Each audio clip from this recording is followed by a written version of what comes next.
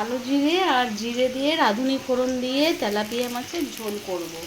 আলুটা ভেজে নিলাম। প্রত্যেক সময় ফোড়ন দিয়ে আগে পেঁয়াজ ভাজি আলু তুলে নিই।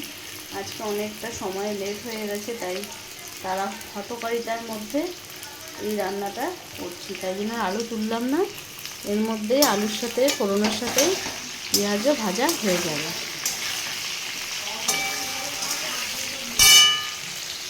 আর এই যে এখানটা তেলাপিয়া মাছগুলো ভেজে নিয়েছি কটা পিস, আর কতটা এটা মাছের ঝোল হবে। আর এটা করব কাঁচা লাউ পাতা দিয়ে একটা পাতুরি টাইপের। যখন করব নিশ্চয়ই দেখাবো তোমাদেরকে। এর মধ্যে আদা বাটা লঙ্কা বাটা রেখেছি আর একটুখানি জিরে গুঁড়ো 1 চামচ, এটাকে এর মধ্যে কষিয়ে নেব।